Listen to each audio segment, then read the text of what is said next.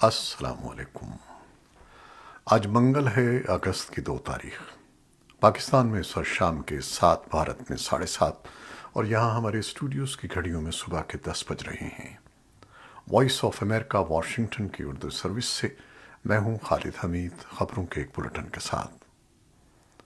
امریکہ کے صدر Joe Biden نے وائٹ ہاؤس سے خصوصی خطاب کے دوران اعلان کیا ہے کہ القاعدہ کے رہنما ایمن الظواہری کو افغانستان کے اندر ہونے والے ایک ڈرون حملے میں ہلاک کر دیا گیا ہے۔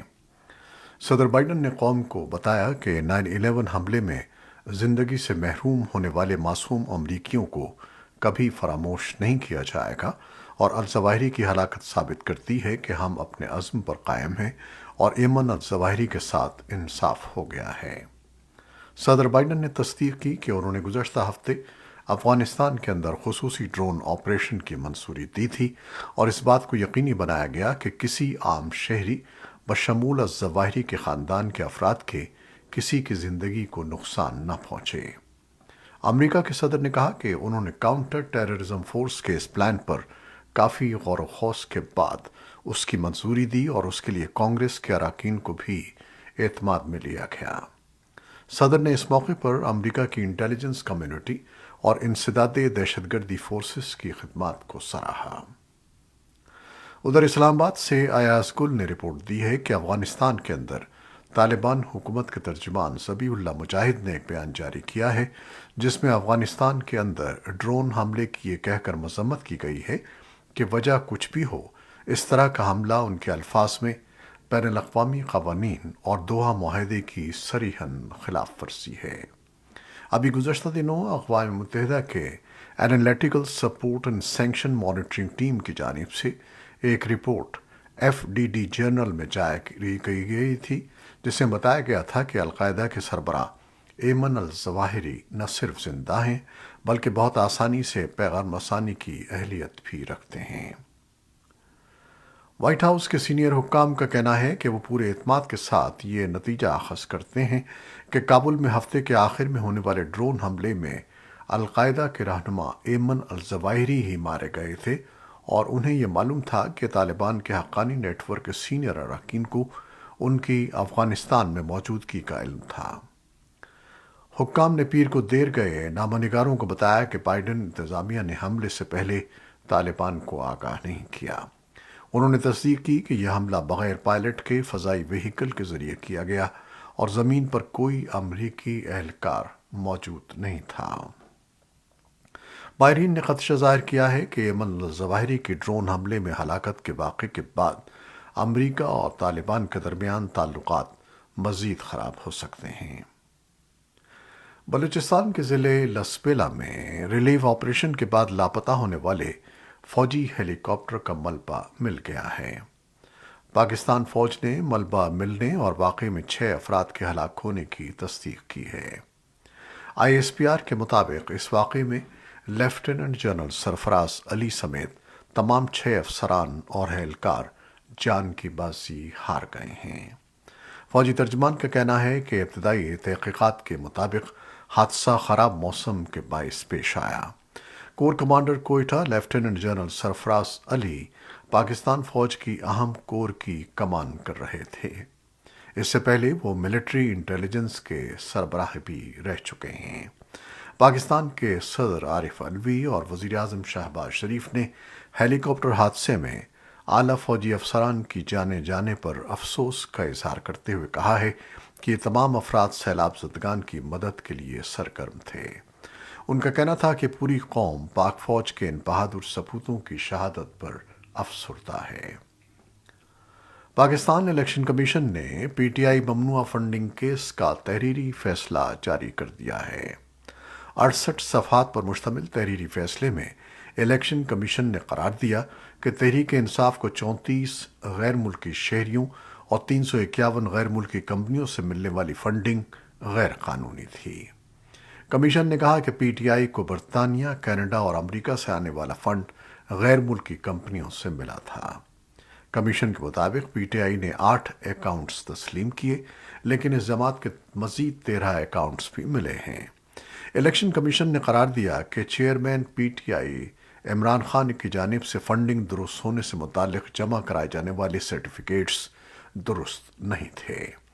کمیشن نے پی ٹی آئی کو فنڈنگ ضبط کرنے کے لیے نوٹس بھی جاری کر دیا ہے، جبکہ فیصلے کی کاپی وفاقی حکومت کو بھی بھجوانے کی ہدایت کی گئی ہے۔ Chairman Tehreek Insaf Imran Khan chief election commissioner Sikandar Sultan Raja پر متعصب ہونے کے الزامات عائد کرتے رہے ہیں، جبکہ پارٹی نے چیف الیکشن کمشنر کے خلاف ریفرنس دائر کرنے کا بھی فیصلہ کیا ہے۔ پی ٹی آئی قیادت کا کہنا ہے کہ چیف الیکشن کمشنر نے ضابطۂ اخلاق کی دھجیاں اڑا دی ہیں، جبکہ الیکشن کمیشن سیاسی فریق بن چکا ہے جو کسی صورت قابل قبول نہیں ہے۔ الیکشن کمیشن ان الزامات کو بے بنیاد قرار دے کر مسترد کر چکا ہے۔ فارن فنڈنگ کیس پر اپنے رد عمل میں وزیر اعظم پاکستان شہباز شریف نے اپنے ایک ٹویٹ میں کہا کہ عمران خان نے ممنوعہ فنڈنگ لے کر آئین پاکستان سے انحراف کیا ہے۔ بھارتی عہدیداروں نے منگل کو بتایا کہ کشمیری علیحدگی پسند رہنما محمد یاسین ملک نے گزشتہ ماہ دہلی کی تہاڑ جیل میں شروع کی گئی اپنی تادم مرگ بھوک ہڑتال اس یقین دہانی کی بات ختم کر دی ہے کہ ان کے خدشات کو اعلیٰ بھارتی حکام تک پہنچا دیا گیا ہے۔ تہاڑ جیل کے ایک اعلیٰ عہدیدار نے نام ظاہر نہ کرنے کی شرط پر وائس آف امریکہ کو فون پر بتایا کہ یاسین ملک نے 22 جولائی کو شروع کی گئی بھوک ہڑتال ڈائریکٹر جنرل آف جیل خانہ جات سندیپ گوئل کی درخواست پر یہ کہہ کر 2 ماہ کے لیے مؤخر کر دی ہے کہ اگر ان کے مطالبات پورے نہ کیے گئے تو وہ یہ عرصہ گزرنے کے بعد اپنا احتجاج تادم مرگ بھوک ہڑتال کی صورت میں دوبارہ شروع کر دیں گے۔ ترکی کی وزارت دفاع نے پیر کو اعلان کیا کہ روس یوکرین تنازع کے آغاز کے بعد سے برآمد کے لیے یوکرینی غلہ لے جانے والا پہلا کارگو جہاز بدھ کی صبح استنبول کے قریب لنگر انداز ہوگا تاکہ بحیرہ اسود کے اناج کی برآمد کے اقدام کے تحت مشترکہ معائنہ کیا جا سکے۔ وزارت نے ایک تحریری بیان میں کہا ہے کہ جہاز کسی بندرگاہ میں داخل نہیں ہوگا اور معائنہ سمندر میں لنگر انداز مقام پر کیا جائے گا۔ سیرالیون کا پرچم بردار کارگو جہاز ریزونی پیر کی صبح یوکرین کی اوڈیسا بندرگاہ سے 26,527 ٹن مکئی لے کر طرابلس لبنان کے لیے روانہ ہوا۔ یوکرین کے زرعی حکام کی طرف سے جاری کردہ اعداد و شمار کے مطابق گزشتہ سال کاشت ہونے والا 20 بلین ٹن سے زیادہ اناج یوکرین کی بندرگاہوں پر ترسیل کے لیے منتظر ہے۔ ترکی اور اقوام متحدہ نے جولائی کے آخر میں روس اور یوکرین کے درمیان ایک معاہدے کی ثالثی کی تھی تاکہ اناج کی برآمدات کو عالمی خوراک کے بحران کے درمیان دوبارہ شروع کیا جا سکے، جس کے بارے میں اقوام متحدہ کا کہنا ہے کہ روس کے یوکرین پر حملے سے حالات مزید خراب ہو گئے ہیں۔ امریکی وزیر خارجہ اینٹونی بلنکن نے اقوام متحدہ میں جوہری عدم پھیلاؤ کے معاہدے کی جائزہ کانفرنس کے موقع پر پریس سے گفتگو کی۔ امریکی اعلیٰ سفارتکار نے اناج لے جانے والے پہلے جہاز کی اوڈیسا سے روانگی کو ایک اچھا اور اہم پہلو قرار دیا۔ کرملن کے ترجمان دمتری پیسکوف نے پیر کو صحافیوں کو بتایا کہ پہلے جہاز کی روانگی بہت مثبت ہے اور اس سے استنبول میں ہونے والی بات چیت کے دوران طے پانے والے میکانزم کو جانچنے میں مدد ملے گی۔ یوکرین کے وزیر دفاع اولیکسی ریزنکوف نے پیر کے روز کہا کہ کیف کو امریکہ سے درستگی سے ہدف پر پہنچنے والے مزید راکٹ سسٹم موصول ہوئے ہیں۔ یوکرین نے ملک کے مشرق میں روس کی پیش قدمی کو کم کرنے میں مدد کا سہرا امریکی ساختہ ہیمارس راکٹ سسٹم کو دیا ہے۔ ریزنکوف نے فوجی امداد کو یورپ میں نیٹو کے مشرقی حصے کی سلامتی اور جمہوریت کی حمایت میں ایک اور سرمایہ کاری قرار دیا۔ انہوں نے ایک ٹویٹ میں امریکی صدر جو بائیڈن، وزیر دفاع لائٹ آسٹن اور امریکی عوام کا شکریہ ادا کیا۔ روس نے پیر کے روز درجنوں برطانوی سیاستدانوں، عہدیداروں اور عوامی شخصیات کے خلاف پابندیوں کا اعلان کرتے ہوئے الزام لگایا کہ وہ ان کے ملک کو شرپسندی کا اعلی کار قرار دینے کی حمایت کرتے ہیں۔ روس کی وزارت خارجہ نے کہا کہ 39 برطانوی افراد کے ملک میں داخلے پر پابندی عائد کی جائے گی۔ ماسکو پہلے ہی 200 سے زائد دیگر برطانوی شہریوں پر پابندی لگا چکا ہے۔ روس کی وزارت خارجہ نے پیر کو کہا کہ پابندیوں کے زیر اثر آنے والے یہ برطانوی لندن کے اس مخاصمانہ انداز میں اپنا حصہ ڈال رہے ہیں جس کا مقصد ہمارے ملک کو شرنگیز قرار دینا اور بین الاقوامی سطح پر اسے تنہا کرنا ہے۔ امریکی ایوان کی اسپیکر نینسی پیلوسی کی قیادت میں امریکی کانگریس وفد کی منگل کو دیر گئے تائیوان آمد متوقع ہے، جسے چین کی طرف سے انتباہات کی نفی ہوتی ہے۔ چین نے دورے پر فوجی رد عمل کی دھمکی دی ہے۔ تائیوان کی میڈیا رپورٹس کے مطابق پیلوسی مقامی وقت کے مطابق رات 10:30 بجے کے قریب پہنچیں گی۔ توقع ہے کہ وہ بدھ کو تائیوان کے صدر سائی انگ وین اور دیگر سینئر قانون سازوں سے ملاقات کریں گی۔ چین نے خبردار کیا ہے کہ یہ دورہ اس کے موقف کی ناقابل قبول خلاف ورزی ہوگا، جسے وہ خود مختار جزیرے کو اپنی ملکیت کے طور پر دیکھتا ہے۔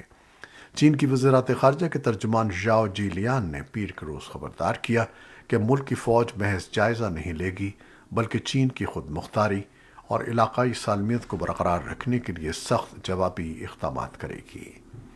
امریکی وزیر خارجہ اینٹونی بلنکن نے پریس کانفرنس کے دوران صحافیوں کو بتایا کہ یہ اس لحاظ سے بہت اہم ہے کہ گزشتہ اسپیکرز نے تائیوان کا دورہ کیا۔ کانگریس کے بہت سے ارکان اس سال تائیوان گئے، اور اس طرح اگر اسپیکر دورہ کرنے کا فیصلہ کرتی ہیں اور چین اس پر کوئی بحران پیدا کرنے اور کشیدگی کو ہوا دینے کی کوشش کرتا ہے تو اس کی ذمہ داری مکمل طور پر بیجنگ کی ہوگی۔ یہ تھیں وہ خبریں جو فیس بک لائیو پر ہم نے آپ کے لیے پیش کی۔ ہماری ویب سائٹ، یوٹیوب اور پوڈ کاسٹ پر یہ بلیٹن آپ کے لیے پوسٹ کر دیا جاتا ہے، جسے آپ بعد میں بھی دیکھ سکتے ہیں اور سن سکتے ہیں۔ آپ ہمارے بلیٹن کو شیئر کرتے ہیں اور اپنے کمنٹس میں اپنی محبتوں کا اظہار کرتے ہیں، جس کے لیے ہم آپ کے فرداً ممنون ہیں۔ ہمارے آج کے نیوز ایڈیٹر بہجت جیلانی کے ساتھ خالد حمید کو اجازت دیجیے گا۔ اللہ حافظ۔